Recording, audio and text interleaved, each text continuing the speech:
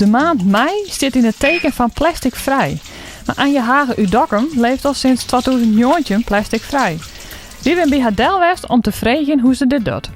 Ik werk hier bij Staatsbosbeheer, dus wij zijn mijn collega's op Skilge om het strand op te roeien.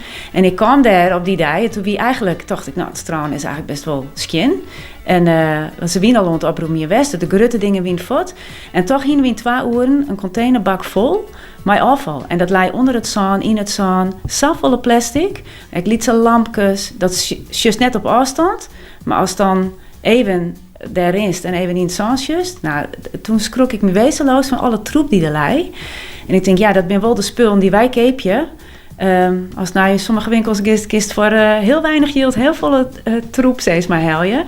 En dat werd op die schepen vervierd. Dus toen zijn mijn man en ik op de sneunemorgen daarna, ziet we een koffie. Ja, dan begint bij jezelf. Ja. Dan maar wij minder keepje. Want als wij het net keepje, hoeft het ook net via die containers onvier te worden. En dan is de kans dat in het milieu komt ook volle litsen. Dus dat ben wij begonnen. Plastic is in de eerste plaats maken van olie, over het algemeen. Nou ja, bij olie komt heel veel CO2 vrij, weten we al je klimaatverandering, dus dat mag je net willen. Dus het begint al bij de fabricatie van plastic. En vervolgens wordt plastic, dat kist eens, we samelen het in. En vervolgens wordt het eigenlijk het algemeen weer verbaand en komt er weer CO2 vrij. Dus het is heel belastend voor het milieu.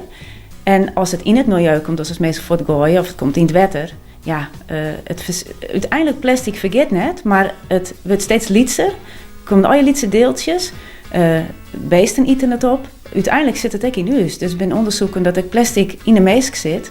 Nou ja, dat is op zich net wat je wil. Dus het is slecht voor het milieu, het is slecht voor u.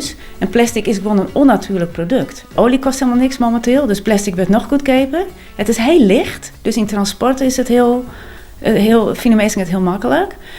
Dus de uitdaging leidt in een alternatief wat echt sterk is en licht en goedkoop. En die binden wel, maar over het algemeen leidt de prijs nou wat hoger.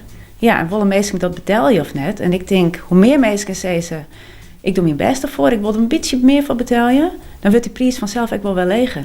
Dus het is een beetje een kip-en-ei verhaal, maar het misschien allemaal om werken, denk ik. Totdat ik ontbroemde wie op het strand, dacht ik er eigenlijk echt net zo benaaien. Ik denk, nou ja, ik gooi mijn afval keurig voort en ik gooi het net in de natuur, dus prima.